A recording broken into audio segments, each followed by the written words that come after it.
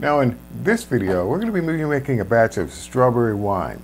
Now, I made a batch of strawberry wine over a year ago, but the way I make the wine these days is a bit different than the way I made wine over a year ago. One of the reasons being, I no longer use sulfites that was present in that first batch of wine. Also, after rewatching that wine video, I look pretty bad. So I'm going to remake it for no other reason than just on that. Hi, I'm Charles and welcome to DIY Fermentation, your site for doing fermentation on a shoestring budget. Okay, to make this wine, I'm going to be using the following. I'm going to be using 4 pounds of fresh strawberries, up to 4 cups of sugar. I'm going to be using a Red Star Premier Classique wine yeast. Again, if you don't have it, use whatever you've got. My choice of using this one is because of its high temperature range, ABV of about 15%. It's a good performer for reds and rosés. I'm going to be using the juice of 1/2 of a lemon. The lemon is going to be used as our acid blend substitute. In this one, I am going to be using a peptic enzyme to help eliminate some of that pectin that's inherent with strawberries. Again, if you don't have it, don't worry about it. In this one, I am going to be using straining bags. You're going to need at least 1 gallon or 4 liters of fresh filtered water. Something to do primary fermentation in, preferably something with a wide mouth opening. You'll need something to do secondary fermentation in. Airlock with stopper. A hydrometer to help us know how much sugar we need to add, if any, additional, and what our resulting alcohol level is going to be at the end. And of course, all of your equipment needs to be sanitized using your sanitizer of choice, in which case I'm using Star Sans this time around. And that's what I'm going to be using to make this wine. Now this part of the plan is really very simple. We want to give our strawberries a rough chop.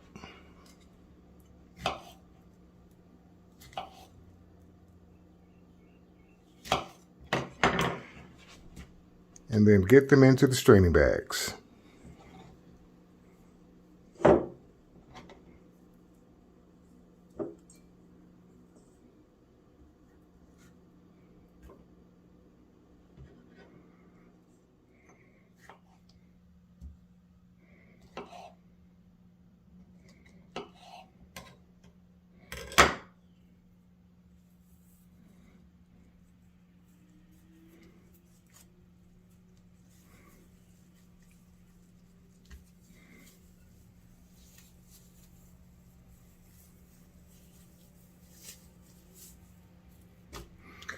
All right, on to the kitchen. All right, in the kitchen, what we want to do is bring our 1 gallon or 4 liters of water into the pot.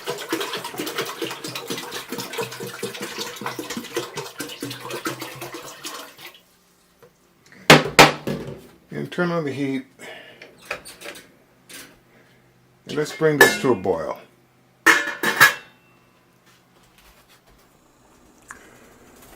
Now that our water has come to a good rolling boil, we want to go ahead and drop in our strawberries. Now the reason why we're putting our strawberries in boiling water is that we want to kill off any stray or wild yeast that might have been on the strawberries, and to some degree some of the harmful bacteria that might also be on the strawberries. We don't want to cook the fruit, so we're going to go ahead and just turn off the stove.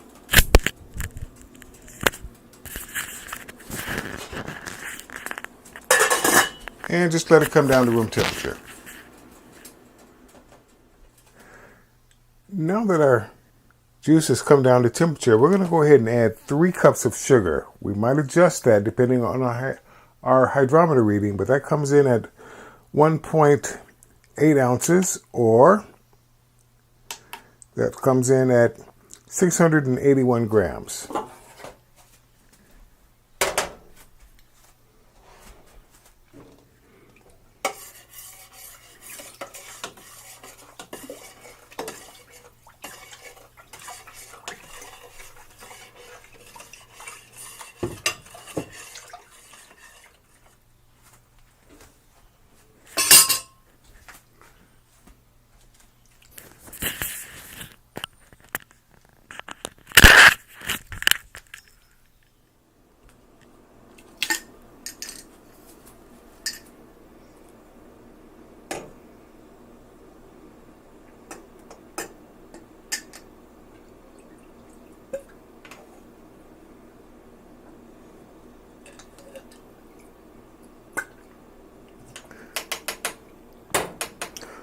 All right, looks like our hydrometer reading is coming in at what looks like 1.060, a little bit short of where I want it, which would be 1.080. So we're going to go ahead and add another cup of sugar and take another reading. All right, one more cup of sugar, or 230 grams, is going to be added to the mix. And let's go ahead and get that incorporated. Take another reading.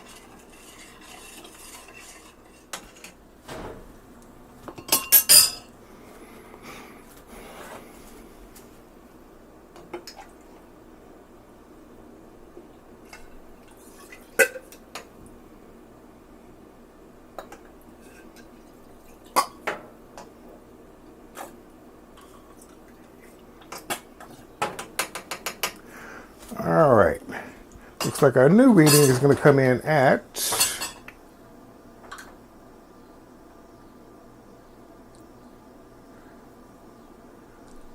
right about 1.080, which is right where I like to have it. All right, moving on. We now need to transfer our juice from our pot to our fermenter. Normally I would use a cup and try my hand 1 cup at a time, or 2 cups at a time. But I'm feeling adventurous, so I'm going to try, well, not like that. I'm going to, with my freshly sanitized hands, transfer the bags first.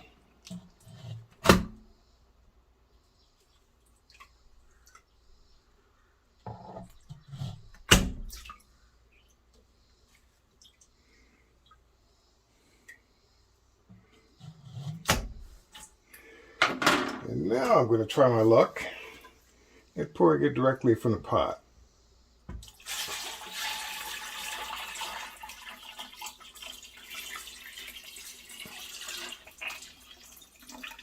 Okay, sometimes I get lucky. All right, that being done, what we need to do now is we need to add our peptic enzyme.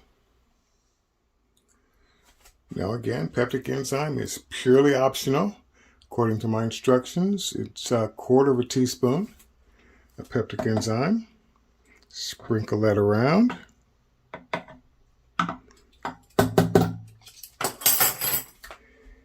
And with a sanitized spoon, just want to incorporate that just a little bit. Put your cap back on. And take it out of the sink, put it on the counter, and let it sit for at least 12 hours. Let's go ahead and incorporate our acid blend substitute.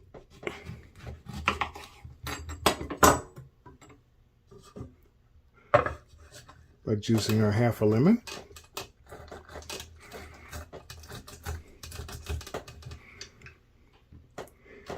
And add that to our fermenter. Now, before adding our yeast, it might be a good idea just to give our strawberry juice mixture a nice, good, vigorous stir. You want to try and incorporate a little bit more oxygen into the mix.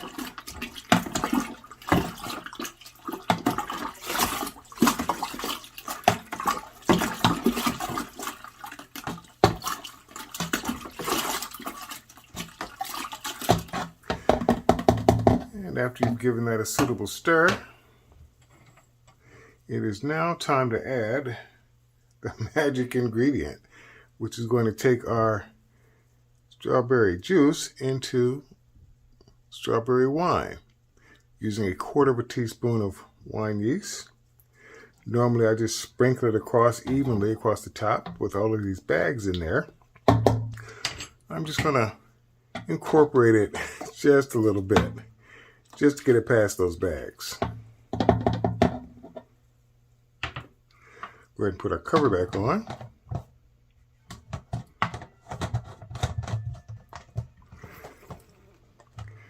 And let's move on to the next step. Now then, one of the last things we need to do with this phase of the operation is that we need to label our creation.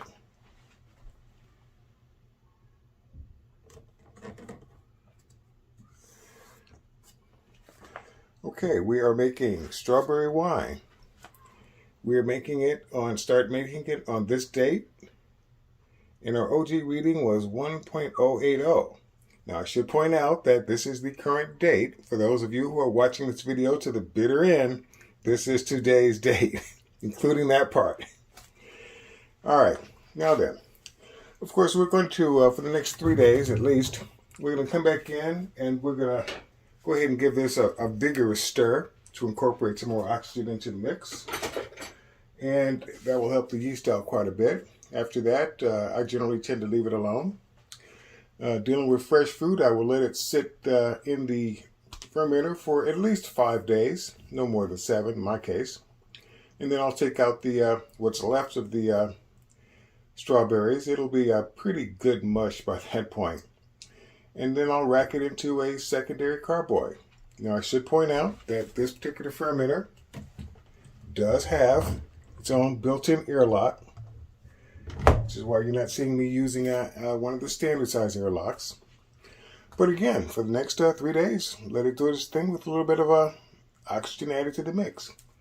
Now if you like what you see here, please make note of the fact that there are several more steps following going into secondary. You can find a link to the playlist, which will contain videos for those separate steps. The several rackings, the bottling, the corking, the degassing, those series of steps. You'll find those in the link provided below. Okay, it's now been 13 months since we made this batch of strawberry wine, which was my second batch of strawberry wine.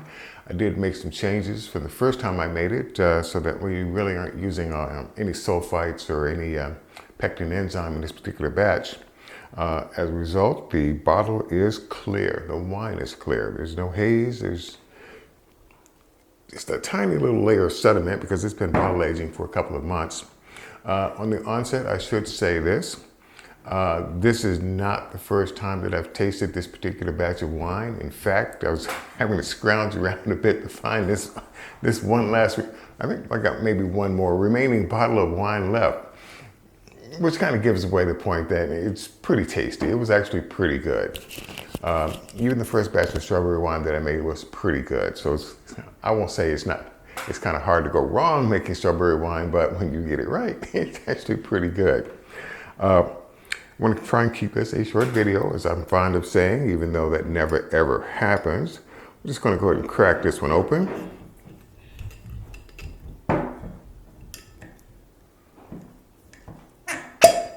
And the cork came out intact. The shorter corks are working out quite well.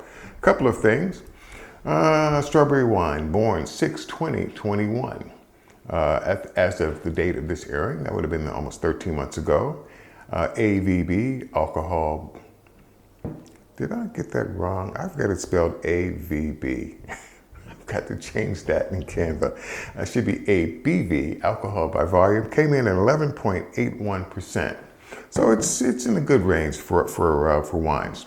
Long since past the point where I realized that higher alcohol does not equate to better quality wine. You tend to lose the taste of the wine. And one last remaining thought, this has been pasteurized. Anyone who's seen one of my videos, I did a kind of a taste test comparison between a pasteurized bottle of, I think it was mead at the time, and an unpasteurized bottle of mead. And it turns out that the pasteurization will tend to soften the flavor just a bit. You kind of lose just a little bit of that crispness. But since this channel doesn't use sulfites in order to stabilize its wines, pasteurization is it. That works out just fine for me. It's a lot cheaper than using non-fermentable sugars. But let's get right to it.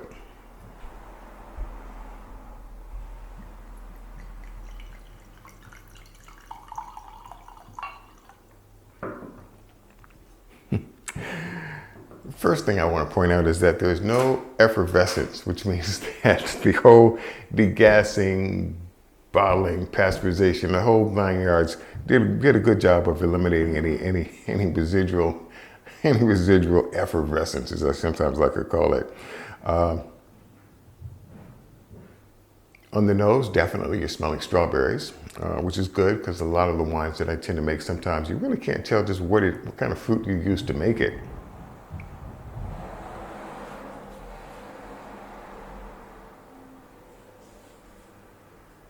If you inhale it deeply enough, you can detect a whiff of the alcohol. So it's not overpowering. So it means that you're tasting the fruit and not the alcohol, which is good.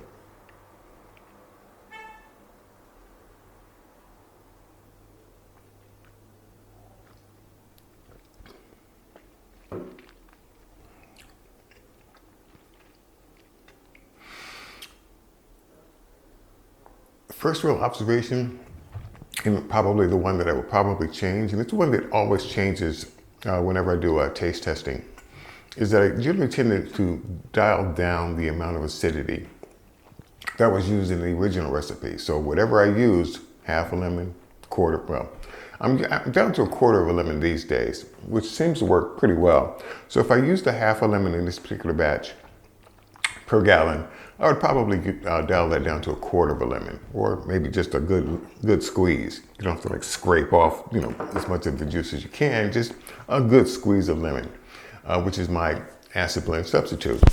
Beyond that, the black tea that I'm using as a substitute for tannin does work, even though I'm not really a big tannin kind of a guy. That process does work, and you can tell that in the wine as well.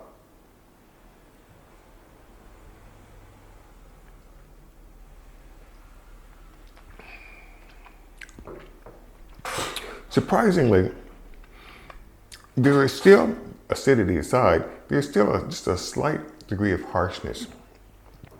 To throw out a big word, malolactic fermentation has not quite, doesn't seem like as though it was quite complete.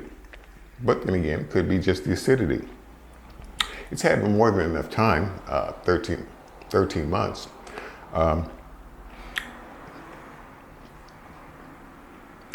Yeah, at the 2-year mark, this probably would be just about right. But then again, with most country style wines, and I'm not going to say all because I'll get comments saying, well, I've had wine sitting on my shelves for years. After 2 years, they generally tend to peak and start that downward trend. I think is that coming close? I think I've got one that's approaching the 2-year mark, and that's that blueberry wine. I've got a bottle sitting on my the bar shelf in the dining room. I think I'll let that one go for 2 years and then give that one another shot. But insofar as the subject matter at hand,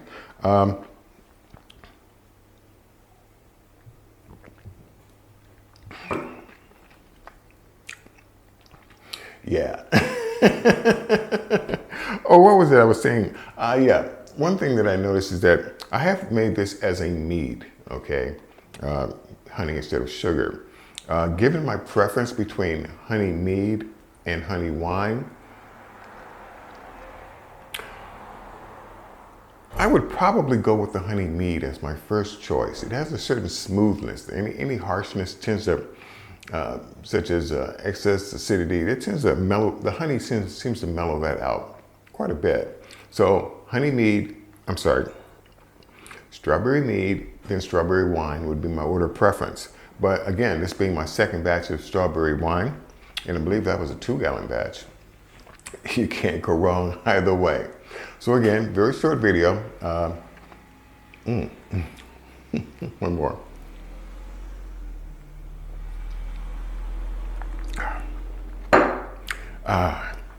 I'm definitely finishing this bottle.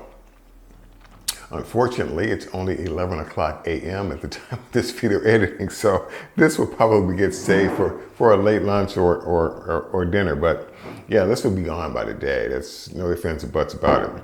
So again, if you like what you see here, please click on the subscribe and notify buttons, and I'll continue to try these again. Again, as in the original videos, because this one will be added to the original video to make a more complete video. Everything you see me use, all tools, fermenters, hydrometers, and such. You can find links to those in either the description section or the comment section, the first comment in the comment section of this video. So until then, I'll see you later.